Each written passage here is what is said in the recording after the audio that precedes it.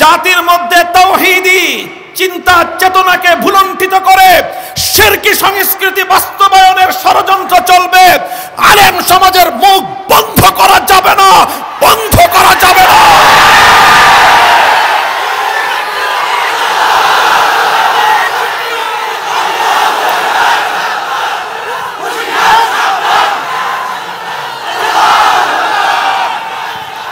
আমলের ভুল ত্রুটি আল্লাহ মাফ করে দিবে। তাহাজ্জুদ প্রত্যেকদিন পড়তে না পারলে আল্লাহ জিজ্ঞাসা করবে না যে তাহাজ্জুদ মিস করছো কেন। কিন্তু আকীদার ক্ষেত্রে যদি তোমার কোনো ত্রুটি থাকে, যেটাকে আল্লাহ পাক হারাম করে দিয়েছেন অকাট্যভাবে, তুমি আল্লাহর কৃত অকাট্য কোরআনের কোনো হারামকে যদি হালাল সাব্যস্ত করতে চাও, বেঈমান। কাজী কে কয় রাকাত তাহাজ্জুদের নামাজ পড়লেন এই ফাংশনে ওই পেশাল পারবেন না। আবু জাহাল হজ আপনার চেয়ে কম করে নাই। আবু জাহাল হজ আপনার চেয়ে প্রতি বছর হজ করত, মরার বছরও হজ করছে। আবু জাহাল মরছে রমজান মাসে, এর আগের জিলহজ মাসেও হজ করছে। কিন্তু ইমানদার না বেঈমান? আমাদের ইমান, আমাদের আকীদা, আমাদের বিশ্বাস আল্লাহর কোরআনের উপর নির্ভর। আমাদের চিন্তা, আমাদের চেতনা, আমাদের দর্শন, আমাদের রাজনীতি, আমাদের অর্থনীতি, আমাদের কথা, আমাদের বক্তব্য, আমাদের সবকিছু কোরআন নির্ভর, আল্লাহর নবীর হাদিস নির্ভর। তোমার জীবনের প্রদীপ নিভে যাবে কিন্তু বাতিলের সামনে মাথা নত করবে না। তোমার কল্লা কাটতে পারে, কল্লার উপর থেকে পাকড়ি নামবে না। আসসালামু আলাইকুম ওয়া রাহমাতুল্লাহ।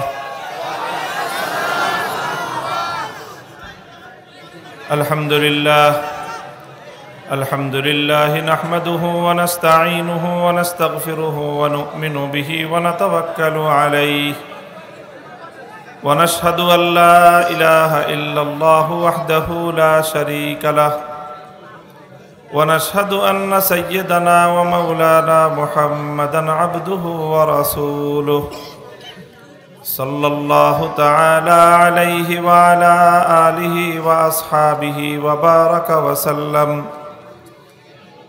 বারাকা ওয়া সাল্লামা তাসলিমান কাসীরা। আম্মা বা'দু ফাকাদ ক্বালা রাসূলুল্লাহ সাল্লাল্লাহু আলাইহি ওয়া সাল্লাম মা রাওয়াহু আমিরুল মুমিনিন ফিল হাদিস আবি আব্দুল্লাহ মুহাম্মদ ইবনে ইসমাঈল ইবনে ইব্রাহিম আল বুখারী বিসনাদিহিল মুত্তাসিল আন আহমদ ইবনে আশকাবা আন মুহাম্মদ ইবনে ফুজাইল আন উমারাহ ইবনে আল কাকাই আন আবি যুরআতা عن أبي هريرة رضي الله تعالى عنه أنه قال قال رسول الله صلى الله عليه وسلم كلمتان حبيبتان إلى الرحمن خفيفتان على اللسان ثقيلتان في الميزان سبحان الله وبحمده سبحان الله العظيم بارك الله لنا ولكم في القرآن العظيم ونفعنا وإياكم بالآيات والذكر الحكيم اللهم صل على محمد وعلى آل محمد كما صليت على إبراهيم وعلى آل إبراهيم إنك حميد مجيد اللهم بارك على محمد وعلى آل محمد كما باركت على إبراهيم وعلى آل إبراهيم إنك حميد مجيد نهاية قابل احترام حضرت محترم صدر جلسہ দারুল উলুম দেওভোগ মাদ্রাসার মোহতারাম মুহতামিম, বাংলাদেশের খ্যাতিমান এবং বর্ষিয়ান আলেম দ্বীন হযরত মাওলানা আবু তাহের জিহাদি দামাত বারাকাতুহুমুল আলিয়া মঞ্চে উপবিষ্ট রয়েছেন এদেশের ইসলামী আন্দোলনের, দেশ এবং জাতির স্বাধীনতা এবং ঈমান ইসলাম জাতীয় গৌরব রক্ষার এক ঐতিহাসিক পরিবার, হাজী শরীয়তুল্লাহর উত্তরসূরি মোহতারাম হযরত মাওলানা আব্দুল্লাহ মোহাম্মদ হাসান হাফিজাহুল্লাহ তাআলা ওয়া রাহ, উপস্থিত অন্যান্য উলামায়ে কেরাম, সুধীবৃন্দ, সমবেত কোরআন সুন্নাহ প্রেমিক, নবী প্রেমিক, তাওহীদি মুসলমান ভাই ও বন্ধুগণ, আলহামদুলিল্লাহ, আল্লাহ পাকের শুকরগুজারি আদায় করি যে আজকে আমাদের এই মুবারক মাজমায়, যেই মজমার নিসবত আল্লাহর কোরআন এবং নবীর হাদিসের দিকে, যদিও বলা হচ্ছে খতমে কোরআন এবং খতমে বুখারি, আসলে তো বুখারি শরীফের নয়, আর মূলত নিসবত হলো রাসূল সাল্লাল্লাহু আলাইহি ওয়াসাল্লামের হাদিসের দিকে। কোরআন সুন্নাহর মজলিস, এটা হলো মূল কথা। তো সেই কোরআন সুন্নাহর মজলিসে আমাদের বিপুল পরিমাণ মুসলমানের এই উপস্থিতি, এটা এ দেশের জন্য, জাতির জন্য অত্যন্ত আশা জাগানিয়া একটি ব্যাপার। আল্লাহ পাক রব্বুল আলামিন মুসলমানদের, বিশেষ করে যুব প্রজন্মের ইসলামের দিকে এই অগ্রগামিতাকে আল্লাহ কবুল করেন, বরকত দান করেন। আপনারা তো আমাদের যিনি প্রিয় ঘোষক ভাই ঘোষণা করেছেন, শুনেছেন, মানে হৃদয় ঠান্ডা করা কথা বলতে হবে, বুঝতে পারছেন না? তো আলহামদুলিল্লাহ, কোরআন এবং সুন্নাহর কথা, প্রত্যেকটা কথাই অন্তরের মধ্যে, হৃদয়ের মধ্যে শীতলতা সৃষ্টি করে। আর এই শীতলতার মধ্যে আর ইমানি জজবা এবং ইমানি প্রেরণার মধ্যে কোনো বৈপরীত্য নাই। মুমিনের হৃদয়ে যখন প্রেরণার বারুদ জ্বলে, তখন তার আত্মায় প্রশান্তির শীতলতা তৈরি হয়। এক আশ্চর্য বিষয় এটা, যে একই সাথে আগুনও জ্বলে, আবার শীতলতাও থাকে। মুমিনের হৃদয়ের শীতলতা হলো তার অন্যায় এবং অসত্যের বিরুদ্ধে প্রচণ্ড বিদ্রোহের মধ্যেই মনের মুমিনের হৃদয়ের শীতলতা। তো এরপরেও যেহেতু বিশেষ একটি মজমা আজকে, এখানে আমাদের ছেলেরা দীর্ঘ 10 বছর 12 বছর দীর্ঘ এক অধ্যবসায় এবং সাধনার পরে তারা প্রচলিত আমাদের যে দরসে নিজামি দেওবন্দি মাদ্রাসার যে শিক্ষা কারিকুলাম, সেই পাঠ্যক্রমের সর্বশেষ যে শিক্ষাবর্ষ, যেটাকে আমরা দাওরায়ে হাদিস বলি, যেটাকে তাকমিল ফিল হাদিস বলা হয়, সেই হাদিসের সর্বোচ্চ শ্রেণীর সারা বছরের পাঠ শেষ করে আজকে আনুষ্ঠানিকভাবে তার পরিসমাপ্তি ঘটবে। সেই উপলক্ষে বুখারী শরীফের খতম এবং বুখারী শরীফের সর্বশেষ যে অধ্যায় এবং সর্বশেষ যে হাদিস, সেই অধ্যায় এবং সেই হাদিসকে সামনে রেখে আমি আপনাদের সম্মুখে কিছু কথা আরজ করব। এবং ঘোষক তিনি আলোচনার মধ্যে, ঘোষণার মধ্যে আরেকটা প্রসঙ্গ উল্লেখ করেছেন। শাইখুল হাদিস আল্লামা আজিজুল হক নওয়ারাল্লাহু মারকাদাহু, যাকে বাংলার বুখারী বলে অনেকে সাব্যস্ত করেছেন, আখ্যায়িত করেছেন, তিনি বাংলাদেশের এই মাটিতে প্রায় 60 বছর পর্যন্ত সহিহ বুখারী শরীফের দর্স দান করেছেন। এবং এরকম শত শত হাজার হাজার মজমার মধ্যে, মজলিসের মধ্যে, মাহফিলের মধ্যে, মাদ্রাসাগুলোতে বছরের শেষ লগ্নে এসে সহিহ বুখারীর সর্বশেষ হাদিসের সর্বশেষ অধ্যায়ের পাঠদান করেছেন। আমি আমার ক্ষুদ্র জীবনেও হবে অন্তত শতাধিক খতমে বুখারীর অনুষ্ঠানে হযরত শায়েখের সাথে শরীক হওয়ার সৌভাগ্য আমার হয়েছে। শায়েখের অনেক কথা এখনো আমার কর্ণকুহরে বাজে। সেই কথাগুলো থেকে কিছু কথা আমি আপনাদের সম্মুখে ইনশাআল্লাহ পেশ করার চেষ্টা করব। আর তার মধ্য দিয়ে বর্তমান সময়ে বিশ্ব প্রেক্ষাপট এবং আমাদের দেশীয় এবং জাতীয় পরিস্থিতিতে আমাদের করণীয় সম্পর্কেও কিছু কথা আমি আপনাদেরকে পরামর্শ হিসাবে বলার চেষ্টা করব। আল্লাহ পাক রব্বুল আলামিন আমাদেরকে কোরআন সুন্নাহর সহি কথাগুলো বলবার, বুঝবার এবং আমল করবার তৌফিক দান করেন। মুহতারাম হাজিরিন, সহি বুখারীর আলোচনার আগে ইমামে বুখারী রাহমাতুল্লাহ আলাইহির জীবন থেকে একটা গুরুত্বপূর্ণ বিষয় আমি আপনাদের সম্মুখে উপস্থাপন করতে চাই। ইমামে বুখারী রাহমাতুল্লাহ আলাইহি ইসলামী ইতিহাসের ওই সকল আলেমদের মধ্যে একেবারে শীর্ষ পর্যায়ের একজন আলোচিত আলেম, একজন ইমামুল হাদিস, যিনি ইসলামের সঠিক চিন্তা এবং চেতনাকে আঁকড়ে ধরে থাকার কারণে সময়ের শাসকের সাথে ওনার সম্পর্কের তিক্ততা তৈরি হয়েছিল এবং শেষ পর্যন্ত তিনি শাসকের কাছে মাথা নত করেননি, বরং তিনি ত্যাগ এবং কোরবানির পথ বেছে নিয়েছেন। নিজের জন্মভূমি, মাতৃভূমি ত্যাগ করেছেন। বুখারা থেকে খারতাং নামক জায়গায় গিয়ে তিনি ইন্তেকাল করেছেন।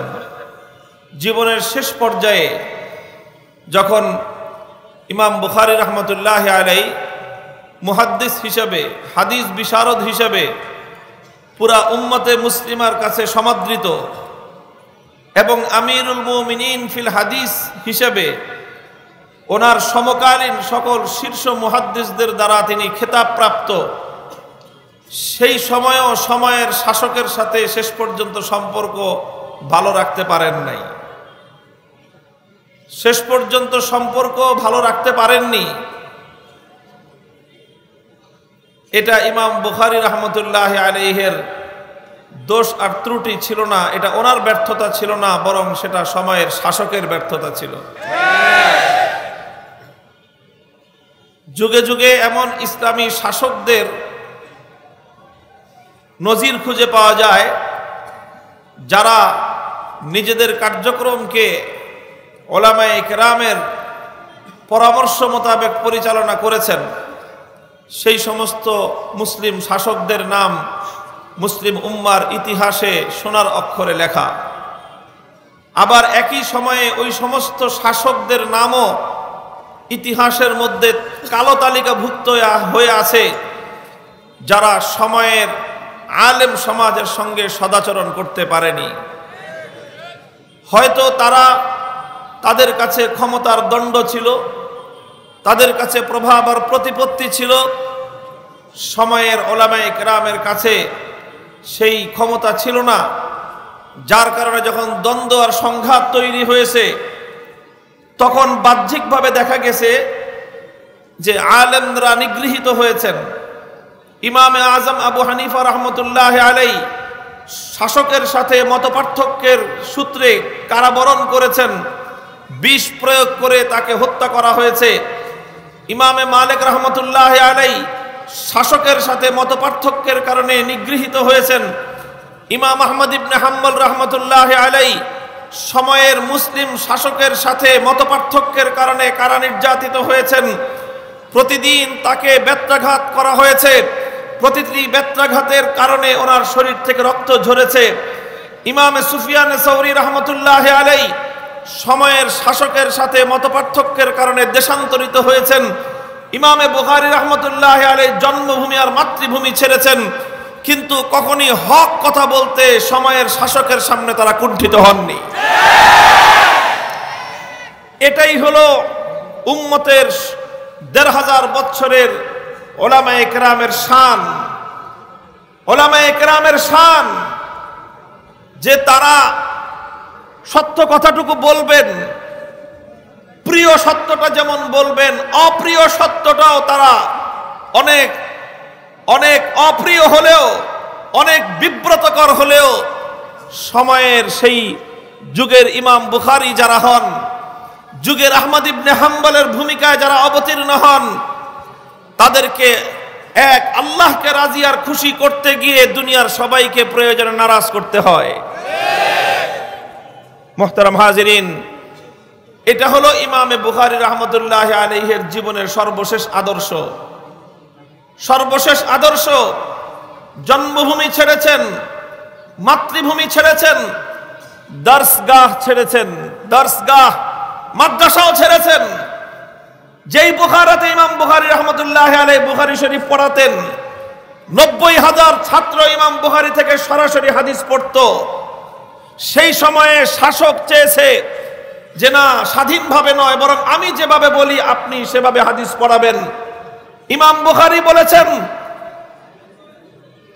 বুখারী বলেছেন আল্লাহর নবীর হাদিসের শিক্ষা আমি দেব, আমি শিক্ষক, আমার কাছ থেকে হাদিসের মর্যাদা রক্ষা করে যারা হাদিস গ্রহণ করবে আমি কেবলমাত্র তাদেরকেই হাদিস শিক্ষা দেব।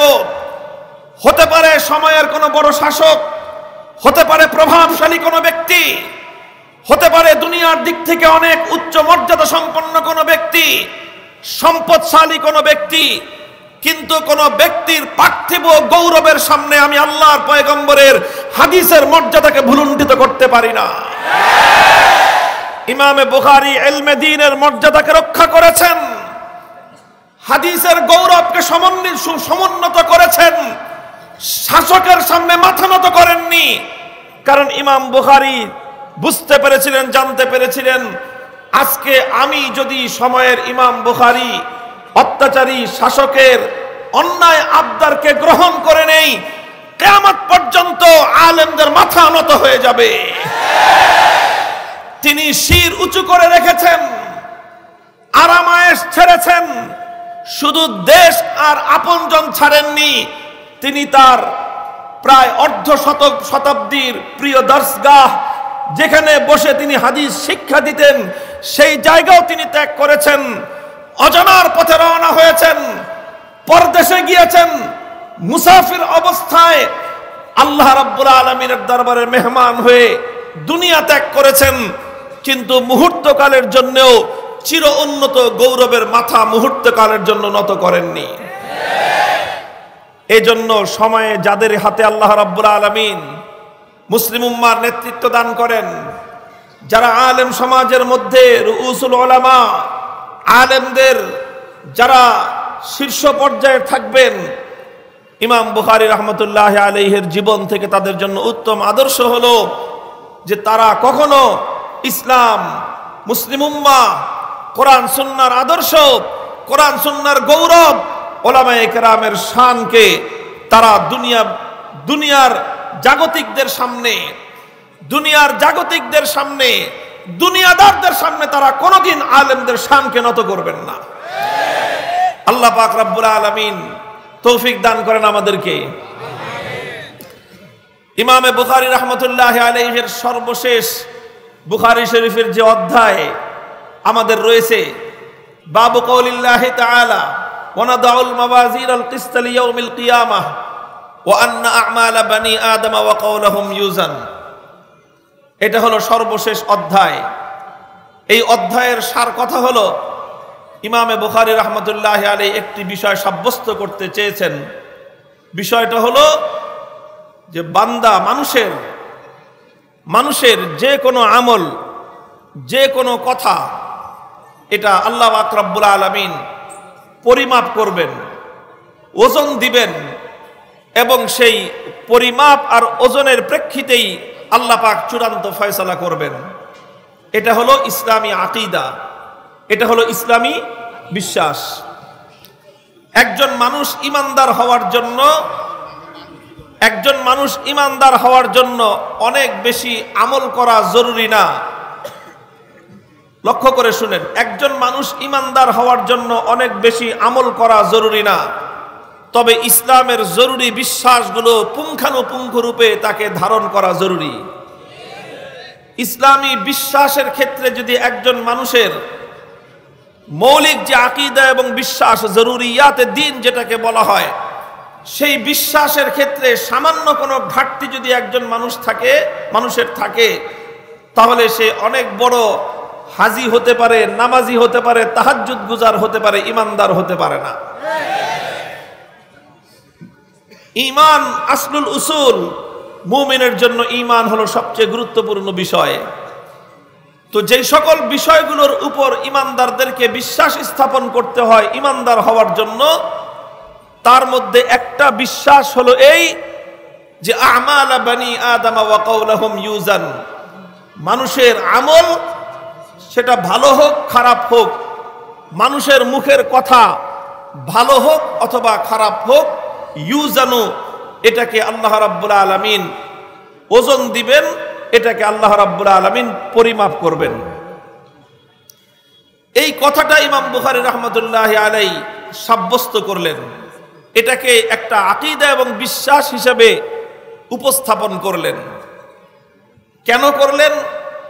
কারণ ওই যুগেও মুসলমানদের মধ্যে এমন কিছু আকীদাগত বেদাত, উম্মতে মুহাম্মাদিয়ার মধ্যে সর্বপ্রথম যেই বেদাত মাথাচাড়া দিয়ে উঠেছে সেই বেদাত হলো আকীদার বেদাত। এই জন্য উলামায়ে কেরামের ইতিহাস আলোচনা করলে দেখা যায় যে যেই যুগে উম্মতে মুসলিমার মধ্যে যেই ধরনের বিভ্রান্তি মাথাচাড়া দিয়ে উঠেছে, উম্মতের উলামায়ে কেরাম তখন ওই বেদাতটাকে, ওই বিভ্রান্তিটাকে অত্যন্ত কঠোরভাবে তারা রোধ করেছেন, প্রতিরোধ করেছেন। মানুষের মধ্যে যেই ধরনের অন্যায় দেখা দিবে, আলেমদের দায়িত্ব হলো ওই অন্যায়টাকে তত বেশি প্রবলভাবে বাধা দেওয়া।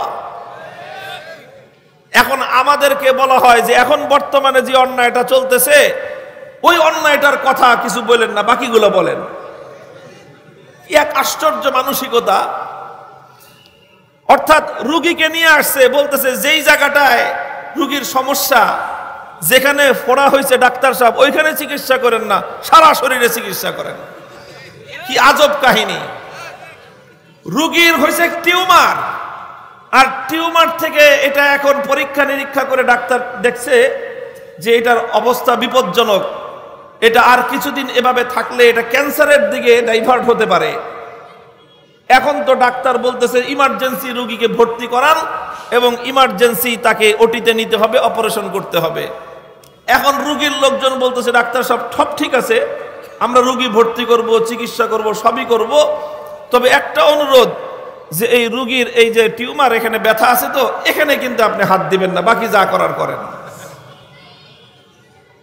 এখন রুগীর লোকজন যদি ডাক্তারকে ঠিক করে দেয় যে চিকিৎসা কোন জায়গায় করতে হবে আর কোন জায়গায় করতে হবে না, সেই দেশের রুগীর কপালও ফুটছে, ডাক্তারের কপালও ফুটছে। আজকে আলেম সমাজের সাথে এই আচরণ করা হচ্ছে। আমি বেশি কথা বলবো না, তবে অন্তত দেখা দিয়ে যায় যে এই জায়গাটা টিউমার আছে, এই টিউমার ক্যান্সারের দিকে ডাইভার্ট হওয়ার সম্ভাবনা দেখা দিচ্ছে, আশঙ্কা আছে, তাড়াতাড়ি চিকিৎসা করেন, নাহলে জাতির কপালে ইমানের ক্যান্সার ছড়িয়ে পড়লে এ জাতির পতন রুখবার কোনো পদ্ধতি থাকবে না। সমস্যা যেখানে সেখানে ট্রিটমেন্ট করতে হবে। আর এটা তো জানা কথা যে আপনার যেখানে ব্যথা, যেখানে ফোড়া, ওখানে হাত দিলে রুগী ফাল দিবেই, ওখানে হাত দিলে রুগী লাফালাফি করবেই। এখন রুগীর লাফালাফি দেখে যদি ডাক্তার ভয় পায় তো ওই ডাক্তার ডাক্তারি করার উপযুক্ত না। রুগী ফালাফালি করতে পারে, লাফালাফি করতে পারে, ডাক্তারের কাজ হলো যেভাবেই হোক ওরে বুঝাও, শোনাও, চকলেট খাওয়াও, এটা খাওয়াও, এটা খাওয়াও।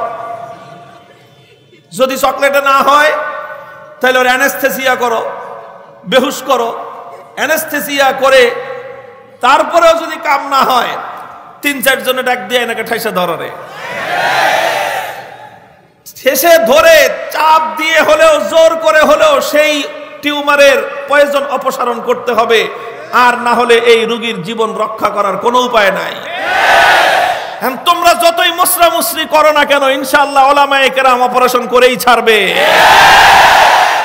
জাতির মধ্যে তাওহীদি চিন্তা চেতনাকে ভুলুণ্ঠিত করে শিরকি সংস্কৃতি বাস্তবায়নের ষড়যন্ত্র চলবে।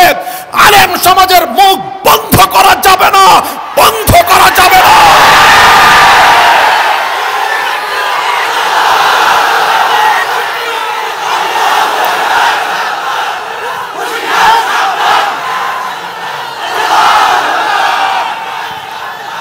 আলহামদুলিল্লাহ, আলেমরা যদি তাদের দায়িত্বে অটল থাকেন, লক্ষ্য করেন, ওলামায়ে কেরাম যদি তাদের দায়িত্ব পালনে অবিচল থাকেন, অটল থাকেন, আর রোগীর কল্যাণকামিতার বিবেচনায় যদি জোরপূর্বক হলেও তাকে অপারেশন করেন, আজকে না হলেও কালকে রোগী আইসা বলবে যে ডাক্তার সাহেব আপনি ভালোই করছেন।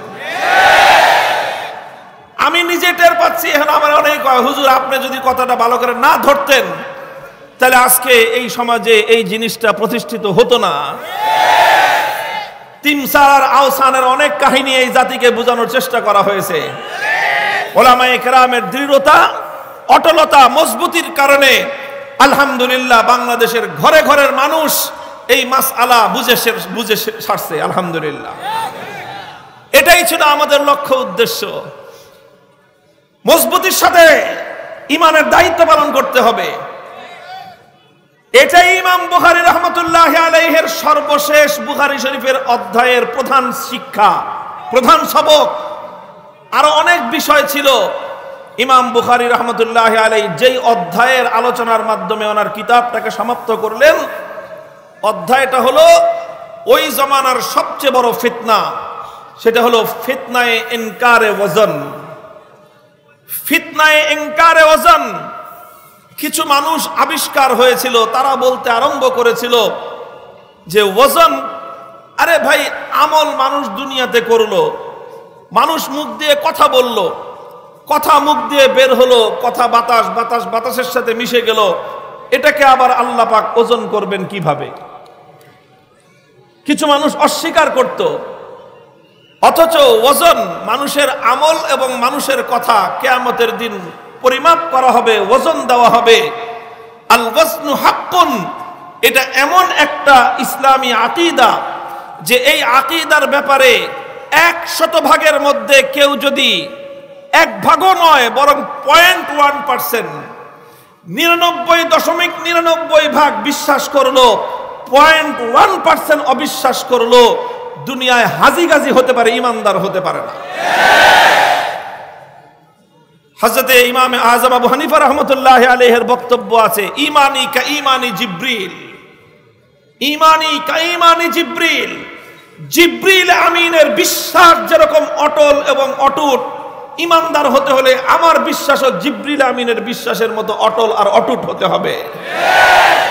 বিশ্বাসের মধ্যে সামান্য কোনো ত্রুটি, বিশ্বাসের মধ্যে সামান্য কোনো দুর্বলতা, আকীদার ক্ষেত্রে ন্যূনতম কোনো ধরনের ছাড় ইসলামের মধ্যে দেওয়ার সুযোগ নাই। আমল করবেন, কিছু ভুল ত্রুটি আল্লাহ মাফ করে দিবে, আমলের ভুল ত্রুটি আল্লাহ মাফ করে দিবে। তাহাজ্জুদ প্রত্যেক দিন পড়তে না পারলেও আল্লাহ জিজ্ঞাসা করবে না যে তাহাজ্জুদ মিস করছো কেন। কিন্তু আকীদার ক্ষেত্রে যদি তোমার কোনো ত্রুটি থাকে, যেটাকে আল্লাহ পাক হারাম করে দিয়েছেন অকাট্যভাবে, তুমি আল্লাহর কৃত অকাট্য কোরআনের কোন হারামকে যদি হালাল সাব্যস্ত করতে চাও, বেঈমান। ইসলামে যে সকল জিনিস অকাট্যভাবে হারাম করা হয়েছে, সেটাকে কেউ হালাল মনে করলে, সেটাকে হালাল সাব্যস্ত করার চেষ্টা করলে, এটা কুফর। যেটা ইসলামে হালাল করে দেওয়া হয়েছে, বৈধ করে দেওয়া হয়েছে, অকাট্যভাবে যেটার বৈধতা এবং হালাল হওয়াটা প্রমাণিত, সেটাকে যদি কেউ অবৈধ সাব্যস্ত করতে চায়, এটাও কুফরি। যে ব্যক্তি এই কাজ করবে সে কাফের। কাজী কে কয় রাকাত তাহাজ্জুদের নামাজ পড়লেন, এই ফাংশনে ওই পেশাল পারবেন না। আবু জাহাল হজ আপনার চেয়ে কম করে নাই। আবু জাহাল হজ আপনার চেয়ে প্রতি বছর হজ করত, মরার বছরও হজ করছে। আবু জাহাল মরছে রমজান মাসে, এর আগের জিলহজ মাসে হজ করছে। কিন্তু ইমানদার না বেঈমান? নামাজ আর সেজদা ইবলিস আপনার চেয়ে কম দেয় নাই। আপনার 14 পুরুষ ওই পরিমাণ সেজদা দিয়ে সারেন নাই, এক ইবলিস যেই পরিমাণ সেজদা আল্লাহর দরবারে করেছে। ইমানদার না বেঈমান? মানুষ বেঈমান হয় আমলের কারণে নয়, মানুষ বেঈমান হয় বিশ্বাসের কারণে। মুহতারাম হাজিরিন, বাবু কওলিল্লাহি তাআলা ওয়া নাদাউল মা প্রমাণ করে সারলেন যে জান্নাত এটা যেমন হক, জাহান্নাম এটা যেমন হক, আল্লাহ পাক জান্নাত সৃষ্টি করে রেখেছেন এটা যেমন বিশ্বাস করতে হবে, আল্লাহ পাক জাহান্নাম তৈরি করে রেখেছেন এটা যেমন বিশ্বাস করতে হবে, মৃত্যুর পরে মানুষকে আবার আল্লাহ পুনর্জীবিত করবেন এটা যেমন বিশ্বাস করতে হবে, আল্লাহ পাক তার কোরআন নাজিল করেছেন এটা যেমন বিশ্বাস করতে হবে, আল্লাহ পাক সমস্ত রাসূলদেরকে নবুয়ত আর রিসালাত দিয়ে প্রেরণ করেছেন এটা যেমন বিশ্বাস করতে হবে, ঠিক তদ্রূপ এটাও বিশ্বাস করতে হবে যে বান্দার আমল এবং বান্দার কথা আমার আল্লাহ ওজন দিবেন। অস্বীকার করার কোনো উপায় নাই। এই যে ওজন দিবেন আল্লাহ পাক রব্বুল ইজ্জত, এটাকে ইমাম বুখারী রাহমাতুল্লাহি আলাইহি প্রমাণ করেছেন। কিসের মাধ্যমে প্রমাণ করেছেন? যুক্তির মাধ্যমে প্রমাণ করেছেন? না, যুক্তির মাধ্যমে প্রমাণ করেননি। তাহলে কিসের মাধ্যমে? বৈজ্ঞানিক বিশ্লেষণের মাধ্যমে প্রমাণ করেছেন? না, বৈজ্ঞানিক বিশ্লেষণের মাধ্যমেও প্রমাণ করেননি, বরং ইসলামের একটি অকাট্য বিশ্বাসকে ইমাম বুখারী রাহমাতুল্লাহি আলাইহি প্রমাণ করেছেন দুটো জিনিসের মাধ্যমে। এক নম্বর হলো কিতাবুল্লাহ, দুই নম্বর হলো সুন্নত রাসূলিল্লাহ। দুটি জিনিসের মাধ্যমেই প্রমাণ করেছেন। কোরআন এবং হাদিসের মাধ্যমে আল ওয়াজনু হাক্কুন, মানুষের আমল এবং কথা ওজন হবে, এই কথা ইমাম বুখারী প্রমাণ করেছেন। যুক্তির অবতারণা করেননি, কারণ ইসলামের কোনো বিশ্বাস, ইসলামের কোনো আমল এটা যুক্তির উপর নির্ভরশীল নয়। কিসের উপর নির্ভরশীল নয়? যুক্তির উপর নির্ভরশীল নয়। লক্ষ্য করে বুঝবেন, ইসলামের কোনো কথাই যুক্তির উপর নির্ভরশীল নয়। তার অর্থ এই নয় যে ইসলামের বিশ্বাস এবং ইসলামের আমলগুলো অযৌক্তিক। না, অযৌক্তিক নয়। আলহামদুলিল্লাহ, ইসলামের প্রত্যেকটা কথা, প্রত্যেকটা কাজ যুক্তিসম্মত। প্রত্যেকটা কথা, প্রত্যেকটা আমল, প্রত্যেকটা বিশ্বাস, প্রত্যেকটা আদর্শ যুক্তিসম্মত। ইসলামের মধ্যে অযৌক্তিক কোনো কথা নাই, সব যুক্তিসম্মত, তবে যুক্তির উপর নির্ভরশীল নয়। যুক্তি নির্ভর আর যুক্তিসম্মতর পার্থক্যটা কি? যুক্তিসম্মত আর যুক্তি নির্ভরতার পার্থক্য হলো এই যে ইসলামের যেই বিধান, ইসলামের যেই দর্শন, সেটার মধ্যে যুক্তিসম্মত, সেটার মধ্যে যৌক্তিকতা আছে, সেটা অযৌক্তিক নয়, তবে সেটা নির্দিষ্ট কোনো যুক্তির উপর নির্ভরশীল নয়। যুক্তির উপর নির্ভরশীল হলে সমস্যাটা কি? যুক্তির উপর নির্ভরশীল হলে সমস্যা হলো যে যুক্তি এমন একটা জিনিস, শাইখুল হাদিস রাহমাতুল্লাহি আলাইহি তিনি বলতেন যুক্তি হলো, কখনো তিনি বলতেন যুক্তি হলো দোমুখা সাপের মতো। যুক্তি কিসের মতো?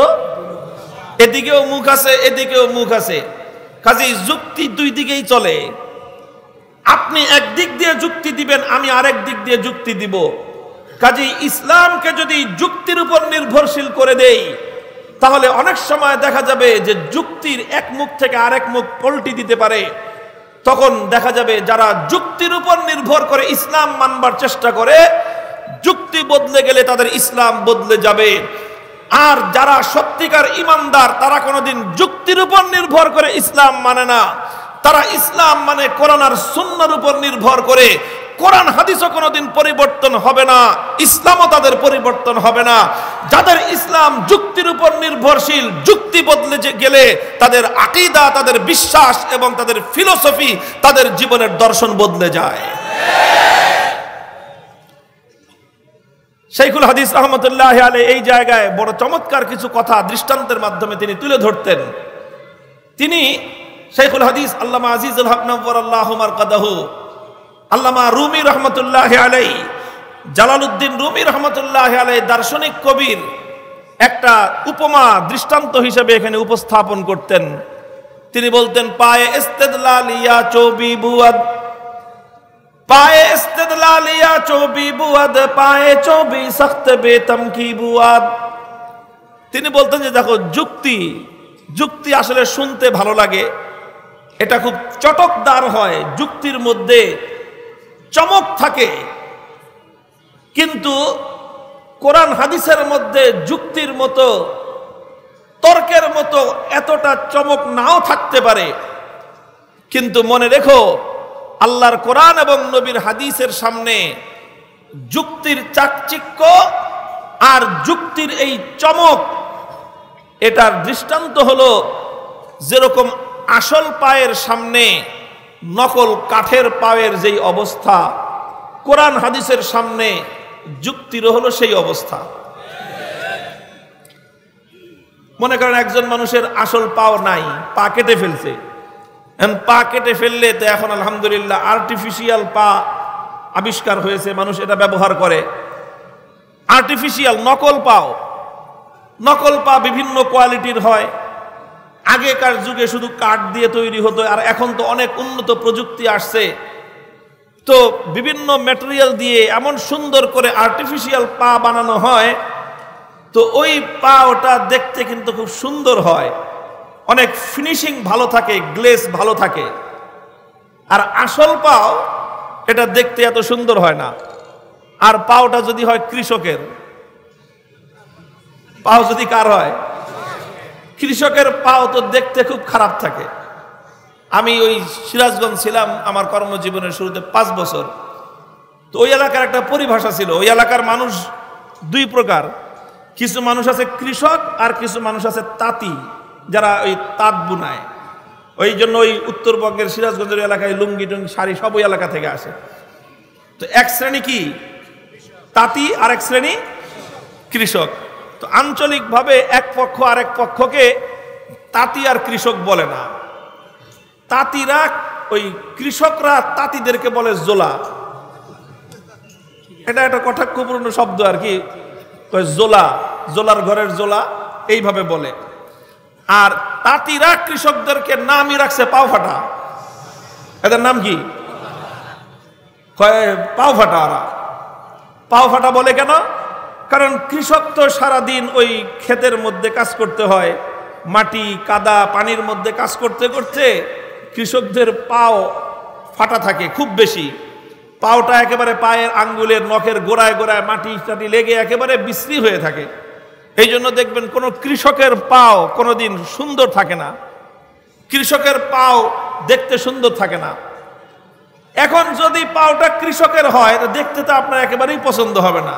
পাও দেখে যদি কেউ মায়া বিয়ে দিতে চান, তো কৃষকের ঘরে কোনোদিন মায়া বিয়ে দিতে পারবেন না, খালি জোলার ঘরে মায়া বিয়ে দেওয়া লাগবে। তো মনে করেন একজনের হলো পাও ফাটা কৃষক, তার পা দেখতে তো সুন্দর না। আরেকটা হলো আর্টিফিশিয়াল পাও লাগানো, নকল পাও। আসল পাও কেটে গেছে অ্যাক্সিডেন্টে, যে কোনো কারণে, অথবা গুলি লাগছে, পাও কেটে গেছে। তো এখন আর্টিফিশিয়াল পাও লাগাইছে, দেখতে সুন্দর কোনটা? দেখতে সুন্দর কোনটা? নকল পাও। কি সুন্দর গ্লেজ, চকচক করে, চকচক করে, ওটা ফিনিশিং ভালো, ওটা গ্লেজ আলা, ওটার মধ্যে ফার্নিশিং করা, ওটার মধ্যে আপনার পলিশ করা, দেখতেই অনেক চমৎকার লাগে। তো আর্টিফিশিয়াল পা দেখতে তো সুন্দর লাগে, কিন্তু পায়ের কাজ কি? পায়ের কাজ কি ফিনিশিং দেখানো? পায়ের কাজ হলো পথ চলা, পায়ের কাজ হলো আত্মরক্ষার জন্য দৌড় দিয়ে আগে চলে যাওয়া, পালিয়ে যাওয়া। পায়ের কাজ হলো পায়ের উপর দৃঢ়ভাবে ধারণ করে, পায়ের উপর মজবুত ভাবে দাঁড়িয়ে থেকে শত্রুর মোকাবেলা করা, এটা হলো পায়ের কাজ। এখন ওই ফিনিশিং ওয়ালা সুন্দর পাও, গ্লেসওয়ালা পাও একটা, নকল পাও আর একটা পাও ফাটা, দুইজন এক লগে দাঁড় করাইছেন। এবার দুইটারে একসাথে দৌড় প্রতিযোগিতা লাগান তো, তখন দেখবেন ওই ফিনিশিং ওয়ালা পায়ের ওই ফিনিশিংই আছে আসল কামের। সে 10 কদম চলতে চলতে 100 কদম চলে যাবে। দুইজনকে লাগান তো কুস্তিতে, যে ধাক্কা ধাক্কি কে পারে। পাও ফাটাওয়ালা আসল পাও ধাক্কা দেওয়া লাগবে না, নকল পাও যে ও নিজে ধাক্কা দিয়ে নিজে চিৎ পটাং হয়ে পড়বে। মুসলমান, আমাদের ঈমান, আমাদের আকীদা, আমাদের বিশ্বাস আল্লাহর কোরআনের উপর নির্ভর। আমাদের চিন্তা, আমাদের চেতনা, আমাদের দর্শন, আমাদের রাজনীতি, আমাদের অর্থনীতি, আমাদের কথা, আমাদের বক্তব্য, আমাদের সবকিছু কোরআন নির্ভর, আল্লাহর নবীর হাদিস নির্ভর।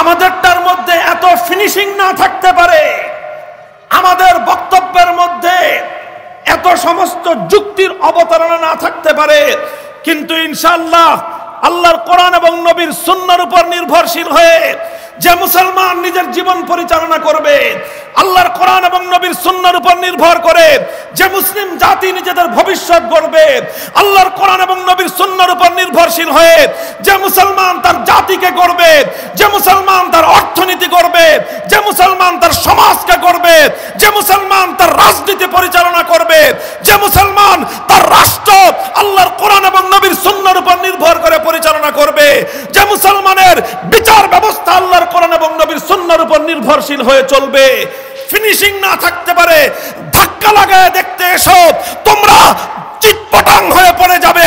কোরআন সুন্নাহ নির্ভরশীল ইসলাম অতীতেও ছিল, কিয়ামত পর্যন্ত টিকে থাকবে ইনশাআল্লাহ।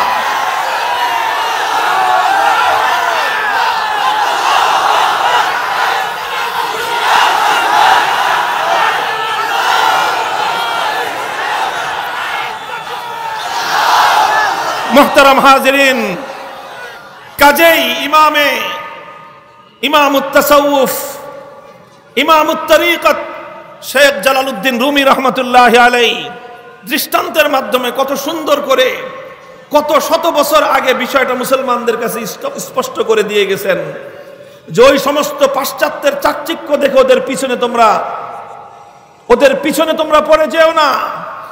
পাশ্চাত্যের চিন্তা দর্শনের মধ্যে চাকচিক্য থাকতে পারে, পাশ্চাত্যের জীবন দর্শনের মধ্যে যুক্তির অনেক ধরনের ঘষামাজা থাকতে পারে। ও মুসলমান, খবরদার! আল্লাহ এবং আল্লাহর রাসূলের আদর্শ এটা হলো আসল পাও। এই আসল পা কেটে ফেলে খবরদার আহাম্মকের মতো কাঠের পা লাগাইতে যাইস না। কাঠের পায়ের ফিনিশিং দেখে নিজের আসল পায়ের মজা ভুলে, আসল পায়ের কদর ভুলে গিয়ে নিজের আসল পা কেটে ফেলে নকল পা লাগাতে যাস না, এটা হবে আত্মঘাতী চিন্তা। এ কথাই চিৎকার করে বলতেছি তোমাদেরকে, যদি মুসলমান হয়ে থাকো, আল্লাহ রাব্বুল আলামিন আসমান এবং জমিনের মধ্যবর্তী সর্বশ্রেষ্ঠ সম্পদ তোমার ঘরে দিয়ে রেখেছেন। তোমার ঘরে কোরআন আছে, তোমার ঘরে নবীর সুন্নাহ আছে। আব্রাহাম লিঙ্কনের দরকার তোমার নাই। তোমার কাছে কোরআন আছে, তোমার কাছে সুন্নাহ আছে, তোমার কাছে পাশ্চাত্যের আমেরিকার ক্যাপিটালিজমের দরকার নাই। তোমার কাছে কোরআন আছে, তোমার কাছে সুন্নাহ আছে। পাশ্চাত্যের ইহুদি খ্রিস্টানদের কাছ থেকে সুদ ভিত্তিক অর্থনীতি আবিষ্কার করার, তোমার সে আমদানি করার কোনো দরকার নাই। কোরআন আছে, সুন্নাহ আছে। সুতরাং ইউরোপ আর আমেরিকার কাছ থেকে তোমার জীবন ব্যবস্থা ধার করবার দরকার নাই। তুমি যদি সেটা করতে যাও, নিজের ঘরের স্বর্ণ রূপাকে অবহেলা করে আরেকজনের বাড়ি থেকে খয়রাত করার নামান্তর হবে। যদি কারো কপাল পুড়ে থাকে, তুমি খয়রাত করতে পারো। যারা কোরআন সুন্নাহকে বিশ্বাস করে আঁকড়ে ধরে, তারা পাশ্চাত্যের কাছ থেকে জীবন দর্শন খয়রাত করতে যাবে না। মুহতারাম হাজিরিন, কথা বেশি লম্বাও করা যাবে না, অনেক কথা সংক্ষেপে বলে যাই। কাজেই মুসলমান নির্ভর করবে কিসের উপর? কোরআন হাদিসের উপর। কিসের উপর? যে কোনো বিষয় কোরআন হাদিসের উপর নির্ভরশীল হবে মুসলমান।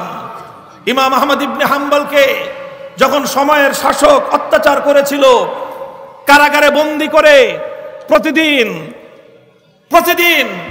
10 জন করে শক্তিশালী জল্লাদ নিয়োগ দেয়া হয়েছিল ইমাম আহমদ ইবনে হাম্বলের জন্য। কাজ কি? যে শরীরের সমস্ত শক্তি নিয়ে আহমদ ইবনে হাম্বলকে তোমরা বেত্রাঘাত করবা। একজন জল্লাদ বেত্রাঘাত করতে করতে এক সময় ক্লান্ত হয়ে যেত। একজন ক্লান্ত হলে আরেকজন শুরু করত, দ্বিতীয় জন ক্লান্ত হলে তৃতীয় জন শুরু করত। বলতো, তোমার নিজের বক্তব্য প্রত্যাহার করো। তুমি বলো আল্লাহর কোরআন কাদিম নয়, চিরন্তন নয়। আল্লাহর কোরআন এটা হলো একটা অস্থায়ী জিনিস। ইমাম আহমদ ইবনে হাম্বল একটা কথাই বলতেন, ইতুনি বিকিতাবিল্লাহি ওয়া সুন্নতি রাসূলি আত্তাবিকুম। হে অত্যাচারীরা, জুলুম করে, অত্যাচার করে, ব্যত্যাঘাত করে, রক্ত ঝরিয়ে আহমদ ইবনে হাম্বলের মুখের কথা পরিবর্তন করতে পারবে না। আল্লাহর কোরআনের দলিল আনো, নবীর হাদিসের দলিল আনো। আত্তাবিকুম, আঘাত করা লাগবে না, বলাও লাগবে না, অনুরোধ করা লাগবে না। আহমদ ইবনে হাম্বল তোমাদের কথা অকুণ্ঠ চিত্তে মেনে নিবে। আর কোরআনের দলিল দিবা না, নবীর হাদিসের দলিল নাই, গায়ের জোরে আমাদেরকে বলবা তোমার কথা মেনে নিতে। আল্লাহর কসম খেয়ে বলি, কোরআনের কথা, নবীর হাদিসের কথার উপর থাকতে গিয়ে জীবন দেওয়াকে আমরা জীবনের সফলতা মনে করেছি। যে জীবন আল্লাহর কোরআনের কথা রক্ষা করতে গিয়ে যায়, সেই জীবনের চেয়ে মূল্যবান জীবন আর নাই। যে জীবন আল্লাহর নবীর হাদিসের মর্যাদা রক্ষা করতে গিয়ে যে জীবন উৎসর্গিত হয়, সেই জীবন হলো প্রকৃত সার্থকতার জীবন। হে কোরআন হাদিসের পাসেবান, হে কোরআন হাদিসের ধারক, আল্লাহর কোরআন এবং নবীর সুন্নাহর আমানত বক্ষে নিয়ে যাচ্ছ, এটা শুধুমাত্র সমাজের মধ্যে মৌলানা হিসেবে, আলেম হিসেবে শুধু মর্যাদা আর সম্মান পাওয়ার জন্য নয়। শুধু সম্মান পাবা, হুজুরকে সবাই দেখে সালাম দিবে, শুধু সালাম পাওয়ার জন্য কোরআন হাদিসের ইলম নয়। ইনশাআল্লাহ সালাম অবশ্যই তুমি পাবে, মানুষ তোমাকে মর্যাদা দিবে। তবে মনে রেখো, ১,৫০০ বছরের ইতিহাস, শুধু ১,৫০০ বছর নয়, পৃথিবীর সূচনাকাল থেকে ইতিহাস একথাই বলে, তোমাকে যেমনি ভাবে জগতের মানুষ কোরআন হাদিসের ইলমের কারণে কিছু মানুষ তোমাকে সম্মান করবে, সালাম দিবে, আবার কিছু মানুষ তোমার পথে কাঁটা বিছাবে, কিছু মানুষ তোমার পথে প্রতিবন্ধকতা তৈরি করবে, তোমার মুখ থেকে কোরআন হাদিসের কথা কেড়ে নেওয়ার চেষ্টা করবে, তোমার মুখ দিয়ে অন্য কথা উচ্চারণ করাবার চেষ্টা করবে। সাহস এবং তোমাকে প্রথম থেকেই নিজের জিন্দেগির গন্তব্য নির্ধারণ করতে হবে। আলেম হিসেবে যদি তুমি নিজেকে পরিচয় দিতে চাও, আলেম হিসেবে যদি পরিচয় দিতে চাও, হে আমার নবীন আলেম সন্তানেরা, আকাবিরদের পূর্বসূরীদের কাছ থেকে প্রাপ্ত আমানতের জিম্মাদারি তোমাদের কাছে পৌঁছে দিয়ে যাচ্ছি।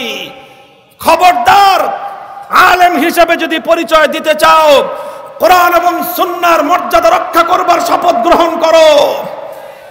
যতক্ষণ পর্যন্ত কোরআন সুন্নাহর আলোকে কোনো কথা তোমার কাছে প্রমাণিত না হবে, সারা দুনিয়া একদিকে থাকতে পারে, কোরআনের বিরুদ্ধের কথা, আল্লাহর নবীর আদর্শের বিরুদ্ধের কথা কেউ তোমাকে দিয়ে মানাতে পারবে না। তোমার জীবনের প্রদীপ নিভে যাবে, কিন্তু বাতিলের সামনে মাথা নত করবে না। তোমার কল্লা কাটতে পারে, কল্লার উপর থেকে পাকড়ি নামবে না। এটা হলো ইলমে দ্বীনের আমানত, এটা হলো ইলমে দ্বীনের আত্মমর্যাদা। আল্লাহ পাক তৌফিক দান করেন। মুহতারাম হাজিরিন, বলতেছিলাম আমাদের বিশ্বাস, আমাদের জীবন দর্শন, আমাদের আমল, আমাদের কথা সব কিছু ইনশাআল্লাহ কোরআন হাদিস নির্ভর, কোরআন হাদিস নির্ভর। আসো, আমরা যে কথা বলেছি কোরআনের আলোকে, হাদিসের আলোকে সেই কথা ভুল প্রমাণ করো। আত্তাবিকুম, মেনে নিব, আত্তাবিকুম, মেনে নিব তোমাদের কথা। কিন্তু তোমরা আমাদের সেই পথে আসবে না। তোমরা গিয়ে ওই ফাঁকা মাঠে বুলিয়া ওড়াইবা, বলবা যে তিমসাল আর আওসাল ভিন্ন জিনিস। তোমরা বলবা আমরা যেটা বানাচ্ছি সেটা তিমসাল, সেটা আওসান না। তোমরা বলবা ইসলামের মধ্যে আওসান হারাম, তিমসাল হারাম না। তোমরা যদি তিমসালকে হালাল প্রমাণ করতে হয়, তোমার কথাই হবে না। তিমসাল এটা বৈধ প্রমাণ তোমাদের বক্তব্যে হবে না। তিমসালকে বৈধ প্রমাণ করতে হলে আল্লাহর কোরআন অথবা নবীর হাদিসের প্রমাণ লাগবে। ইসলামের 1400 বছরের সমস্ত স্কুল অফ থট, সমস্ত চিন্তার আলেমদের ঐক্যমত, চার মাযহাব হানাফি, মালিকি, শাফিঈ, হাম্বলি, চার মাযহাবের মধ্যে খুঁটিনাটি যত পার্থক্য আছে, দেওবন্দি বলো, বেরলভি বলো, ফুলতলি বলো, জৈনপুরি বলো, সব যারা ঈমানের প্রশ্নে এক, তারা এই বক্তব্যেও এক। চার মাযহাবের বাইরে লামাযহাবী রয়েছেন, সালাফি নামে আছেন। মাযহাব মানা না মানার মতে পার্থক্য থাকতে পারে, ঈমানের প্রশ্নে এক এবং অভিন্ন। 1400 বছরের মধ্যে একজন গ্রহণযোগ্য ইসলামিক স্কলারের বক্তব্য আনো যিনি একথা বলেছেন যে ইসলামের মধ্যে তিমসাল বৈধ। বক্তব্য প্রত্যাহার করব আমরা। মাঠে তো দূরের কথা, মসজিদেও কথা বলবো না, কিন্তু আমাদের বক্তব্য কোরআনের আলোকে বৈধ, তোমরা ভুল প্রমাণ করতে পারবে না। আমাদের বক্তব্য নবীর হাদিসের আলোকে ভুল প্রমাণ করতে পারবে না। আমাদের বক্তব্য ইসলামের 1500 বছরের স্কলারদের উদ্ধৃতির আলোকে ভুল প্রমাণ করতে না পেরে গায়ের জোরে আমাদেরকে কোরআনের কথাকে অবদমন করবার চেষ্টা করবা। শপথ করে মাঠে নেমেছি, কোরআনের মর্যাদা রক্ষা করবার জন্য জীবন উৎসর্গিত হতে পারে, কোরআনের কথার ব্যাপারে কোনো আপোষ নাই।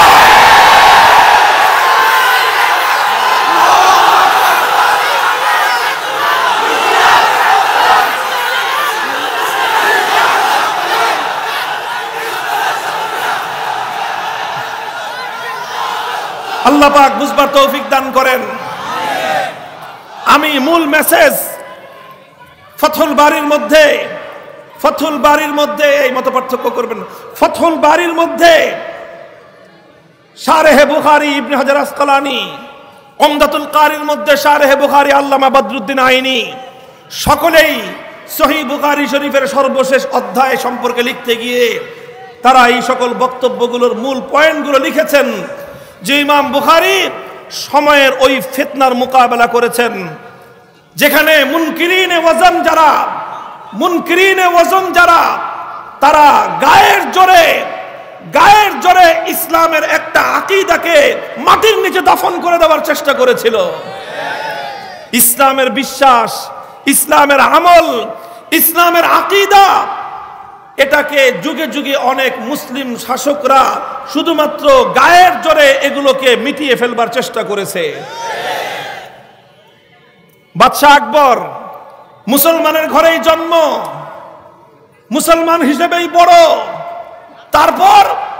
তারপর দ্বীন এলাহির ভূত তার মাথায় চাপলো। দ্বীন এলাহি বাস্তবায়নের মাধ্যমে ইসলামের মূল চিন্তা এবং আকীদাকে ধ্বংস করার পায়তারা করলো। 50 বছরের the great Akbar the great 50 বছরের দোর্দণ্ড প্রতাপশালী শাসক চেষ্টা করেছিল শাসন ক্ষমতার আধিপত্য দিয়ে, শাসন ক্ষমতার শক্তিমত্তা দিয়ে, শাসন ক্ষমতার পেশি শক্তি দিয়ে ইসলামের 1000 বছরের প্রজ্বলিত এই প্রদীপকে নিভিয়ে দিয়ে নতুন আরেকটা মতবাদ দ্বীন এলাহি নামে মুসলমানদের মধ্যে প্রচার করবে, প্রতিষ্ঠিত করবে। আকবর চেষ্টা করেছিল, গোটা রাষ্ট্রযন্ত্র নিয়ে চেষ্টা করেছিল, আর দলে ভিড়িয়েছিল কিছু দরবারি মোল্লা, আবুল ফজল ফয়জি মার্কা কিছু দরবারি আলেম নামধারী, কিছু আলেম নামের কলঙ্ক বাদশাহ আকবরের সহযোগিতা করেছিল সেই দ্বীন এলাহি প্রবর্তন এবং বাস্তবায়নের ক্ষেত্রে। একজন শেখ আহমদ সিরহিন্দি মুজাদ্দিদ আল ফেসানি সংখ্যায় খুব বেশি ছিলেন না, সংখ্যায় ছিলেন একজন, শক্তিমত্তার দিক থেকে অনেক বড় কিছু ছিলেন না, সাধারণ একজন আলেম ছিলেন। রাষ্ট্রীয় কোনো প্রভাব তার হাতে ছিল না, ক্ষমতার কোনো জৌলুস তার হাতে ছিল না, প্রতিপত্তি আর সম্পদের বিশাল কোনো অট্টালিকা তার হাতে ছিল না, কিন্তু শেখ আহমদ সিরহিন্দির হাতে ছিল কোরআন এবং সুন্নাহ। তিনি ইসলামের মূল চেতনা ধরেছিলেন। বাদশাহ আকবরের তুফান, বাদশাহ আকবর দ্বীন এলাহি নামক কুফরি মতবাদের তুফান ছুটিয়ে দিয়েছিল গোটা দেশে। ইতিহাস বলে একজন মুজাদ্দিদ আল ফেসানি রহমতুল্লাহ আলাইহি মাটি কামড়ে পড়েছিলেন, মাটি কামড়ে পড়েছিলেন, মাটি কামড় দিয়ে ইসলামের শেকড় ধরে পড়েছিলেন। তুফান ছুটেছে, ঝড় এসেছে, কাল বৈশাখী এসেছে, জলোচ্ছ্বাস এসেছে, টর্নেডো এসেছে, সাইক্লোন এসেছে, কিন্তু মুজাদ্দিদ আল ফেসানি ইসলামের শেকড় কামড়ে পড়েছিলেন। সব সাইক্লোন মুছে গেছে, টর্নেডো থেমে গেছে, কাল বৈশাখী মুছে গেছে, সমস্ত মেঘের ঘনঘটা দূর হয়ে গেছে। মুজাদ্দিদ আল ফেসানি ইতিহাসের মহা বিজয়ী নায়ক হিসেবে আবির্ভূত হয়েছেন। ইনশাআল্লাহ বর্তমান সময়ে তোমাদের সামনে মুজাদ্দিদ আল ফেসানি আসবেন না, কিন্তু মনে রেখো, লা তাযালু তাইফাতুম মিন উম্মতি মানসুরিনা আলাল হক। সর্বযুগে কিছু আলেম থাকবে, সর্বযুগে কিছু আলেম থাকবে যারা এভাবেই হকের মূল কথাটাকে শেকড় কামড়ে পড়ে থাকবে। সারা দুনিয়া তাদের বিরুদ্ধে গেলেও তারা ওই হক থেকে এক চুল পরিমাণ বিচ্যুত হবে না। লড়াই হবে, লড়াই, হক আর বাতিলের লড়াই। লড়াইয়ের পরিণাম কি হবে? লড়াইয়ের পরিণাম আল্লাহর নবী ভবিষ্যৎবাণী করে গেছেন, লা তাযালু তাইফাতুম মিন উম্মতি মানসুরিন আলাল হক লা ইয়াদুররুহুম মান খাযালাহুম। যারা তাদেরকে হকের পথ থেকে সরিয়ে দেওয়ার চেষ্টা করবে, দুনিয়ার সমস্ত শক্তি নিয়ে চেষ্টা করলেও সেই শক্তি ব্যর্থ হবে। হকের পতাকাবাহী ঝান্ডাবাহীরা মাথা উঁচু করে দিন শেষে দাঁড়িয়ে থাকবে।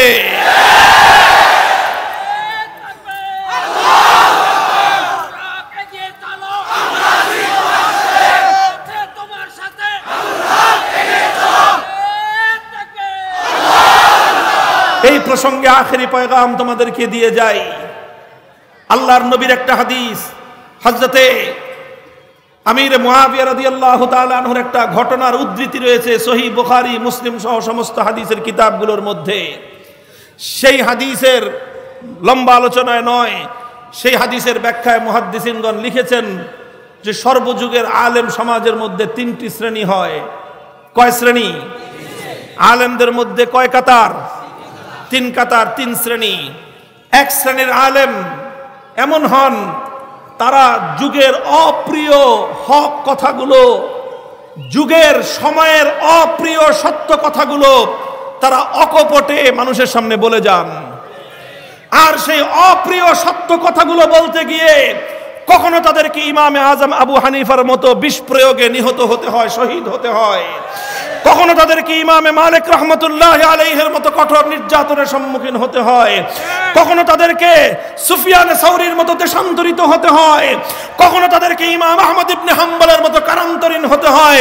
কখনো তাদেরকে ইমামে বুখারীর মতো দেশ ছাড়তে হয়। কখনো তাদেরকে ইমাম ইবনে তাইমিয়ার মতো জুলুমের শিকার হতে হয়। কখনো তাদেরকে শাইখুল হিন্দ মাহমুদ হাসান দেওবন্দির মতো মাল্টার আন্দামান দ্বীপে নিক্ষিপ্ত হতে হয়। কখনো তাদেরকে শাইখুল ইসলাম হুসাইন আহমদ মাদানির মতো নির্যাতন ভোগ করতে হয়। কখনো তাদেরকে শাইখুল হাদিস আল্লামা আজিজুল হকের মতো কারাবরণ করতে হয়। কখনো তাদেরকে মুফতি ফজলুল হক আমিনীর মতো ভাগ্যবরণ করতে হয়। কখনো তাদেরকে শাইখুল হাদিস আল্লামা জুনায়েদ বাবু নগরীর মতো নির্যাতন ভোগ করতে হয়।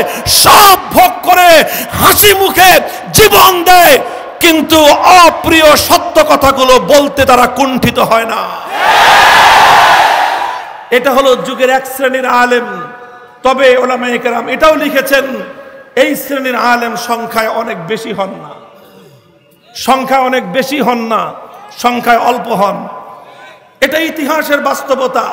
সেই উত্তম যুগেও সংখ্যায় খুব বেশি ছিলেন না। যুগে ইমাম আহমদ ইবনে হাম্বল ঘরে ঘরে পয়দা হন নাই।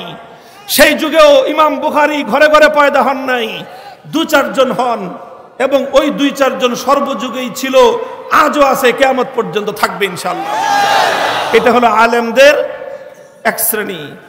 আলেমদের দ্বিতীয় শ্রেণীটা হলো এই, তারা বলে সব সময় হক কথা, কখনো না হক কথা বলে না, তবে সব হক কথাগুলো তারা বলতে পারে না।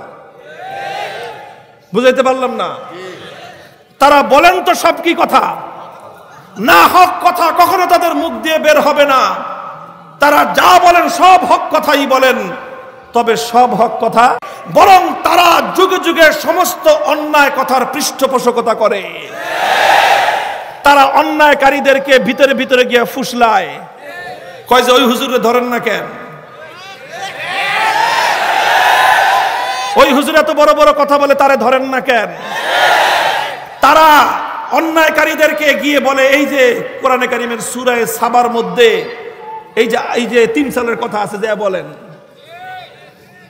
যারা উষ্টা খেয়ে পশ্চিম দিকে পড়ে না, ওরা সূরা সাবার নাম জানলো কোত্থেকে?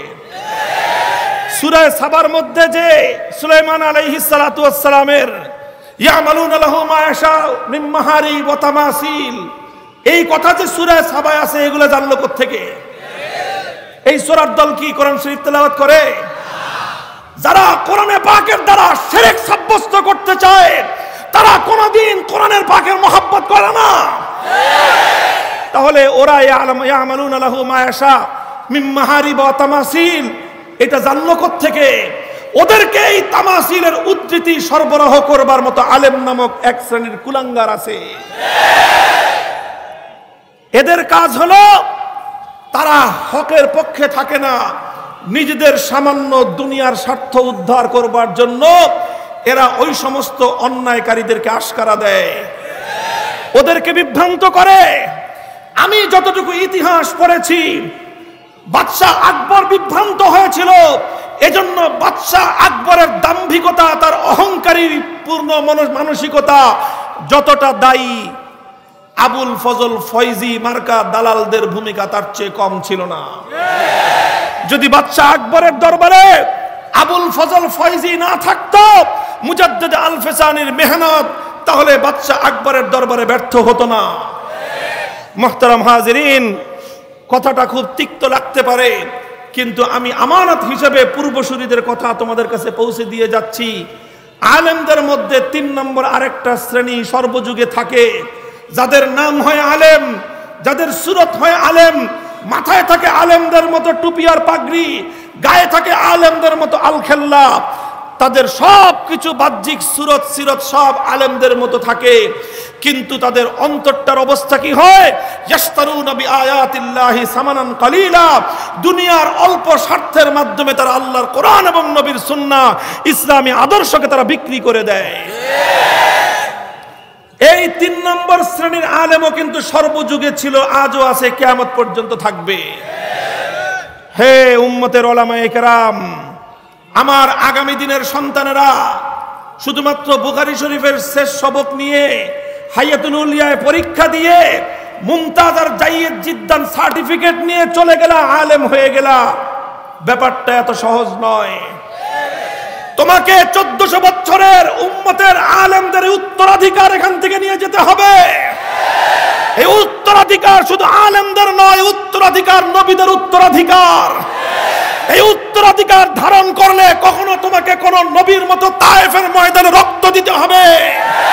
এই উত্তরাধিকার ধারণ করলে কখনো তোমাকে হযরত ঈসা আলাইহিস সালাতু ওয়াস সালামের মতো শত্রুরা তোমাকে শুলিতে চড়িয়ে হত্যা করবার পায়তারা করবে।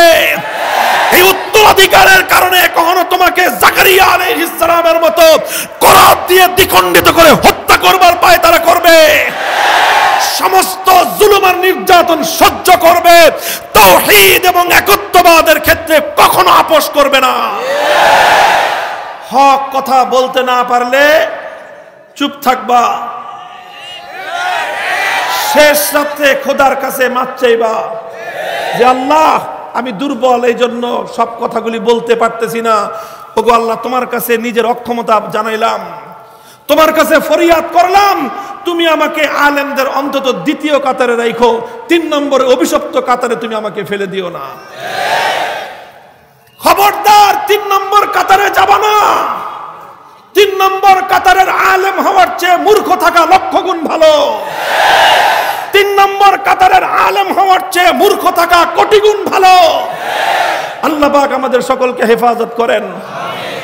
মুহতারাম হাজিরিন, আখেরি কথা বলে আলোচনা শেষ করতেছি।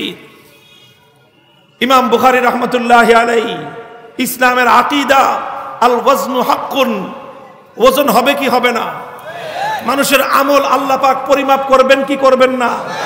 মানুষের মুখের উচ্চারিত কথাগুলো আল্লাহ পাক পরিমাপ করবেন কি করবেন না? এই কথা যে মুসলমানরা মানবে কি কারণে? যুক্তি দিয়ে, তর্ক দিয়ে, বিজ্ঞান দিয়ে। এই কথা মুসলমানরা বিশ্বাস করবে আল্লাহর কোরআন এবং নবীর হাদিস দিয়ে। ইমাম বুখারী রাহমাতুল্লাহি আলাইহি প্রথম প্রমাণ পেশ করেছেন আল্লাহর কোরআন। কোরআনের আয়াতের মধ্যে আল্লাহ পাক সূরা আম্বিয়ার মধ্যে আল্লাহ বলেছেন ওয়ানাদাউল মাওয়াজিনাল কিসতা লিয়াউমিল কিয়ামাহ। আল্লাহ বলেছেন আমি কিয়ামতের দিন ইনসাফের একটা পরিমাপ যন্ত্র সাব্যস্ত করব, স্থাপন করব, যার মাধ্যমে আমি দুনিয়ার সমস্ত মানুষের আমল এবং কথাগুলো পরিমাপ করব। আল্লাহর কোরআনের কথার দ্বারা এটা প্রমাণিত হলো যে কিয়ামতের দিন মানুষের আমল পরিমাপ করার ব্যবস্থা হবে। কোরআনের কথার দ্বারা প্রমাণিত হওয়ার পর ইমাম বুখারী একটা হাদিস উদ্ধৃত করলেন। হাদিসের মধ্যে কি এসেছে? আল্লাহর নবী বলেন কালিমাতান হাবিবাতানি ইলার রহমান খাফিফাতানি আলাল লিসান সাকিলাতানি ফিল মিজান। ইমাম বুখারী বললেন দুটো কথা এমন রয়েছে। কালিমাতান, কালিমাতুনের অর্থ হলো এখানে একটা বক্তব্য, আল কালামুল কামেল, একটা বক্তব্য, একটা কথা। দুটো কথা এমন রয়েছে যার তিনটি বৈশিষ্ট্য। প্রথম বৈশিষ্ট্য হাবিবাতানি ইলার রহমান। রহমান মানে হলো সীমাহীন দয়ালু। সেই সীমাহীন দয়ালুর কাছে কথাগুলো অতি প্রিয়। সীমাহীন দয়ালুর কাছে যদি অতি প্রিয় হয় তাহলে সীমাহীন দয়া পাওয়া যায়। দ্বিতীয় বৈশিষ্ট্য হলো খাফিফাতানি আলাল লিসান। এই কথা দুটো মুখে উচ্চারণ করাটা খুবই সহজ, মুখে বলাটা খুব সহজ, কারণ অনেক লম্বা নয়, অনেক বড় নয়, অনেক জটিল নয়, খুব সিম্পল সিম্পল দুটি কথা। এটা হলো দ্বিতীয় বৈশিষ্ট্য। 3 নম্বর আসল বৈশিষ্ট্য যেটা ইমাম বুখারী সাব্যস্ত করতে চেয়েছেন সেটা হলো কি? সাকিলাতান ফিল মিজান। কিয়ামতের দিন যখন আল্লাহ পাক মানুষের আমল পরিমাপ করবেন, সেই আমলের পরিমাপের মধ্যে এই দুটি কথা অনেক ভারী হয়ে যাবে। তো কথা যখন অনেক ভারী হবে তাহলে কথার মধ্যে ওজন আছে না নাই? আল্লাহর নবী যে বললেন কথা দুটো ভারী হবে, ওজন না থাকলে ভারী হয়? ওজন না থাকলে ভারী হয়? তাহলে নবীর হাদিসের দ্বারা কি বোঝা গেল? মানুষের কথার মধ্যে ভার আর ওজন আছে না নাই? আল্লাহর নবী যখন বলতেছেন কথার মধ্যে ভার আছে, আল্লাহর নবী যখন বললেন কথার মধ্যে ওজন আছে, আল্লাহর নবী যখন বললেন আমলের মধ্যে ওজন আছে, আল্লাহর নবী যখন বললেন আমলের মধ্যে ভার আছে, এবার যুক্তিতে ধরুক বা না ধরুক, এবার বিজ্ঞান অনুযায়ী হোক বা না হোক, এবার দুনিয়ার দার্শনিকদের বুঝে আসুক বা না আসুক, ইমানদার এই কথা অকপটে বিশ্বাস করে নিবে। এর নাম হলো ঈমান। কথা দুটি হলো সুবহানাল্লাহি ওয়া বিহামদিহি সুবহানাল্লাহিল আযীম, সুবহানাল্লাহি ওয়া বিহামদিহি সুবহানাল্লাহিল আযীম, সুবহানাল্লাহি ওয়া বিহামদিহি সুবহানাল্লাহিল আযীম।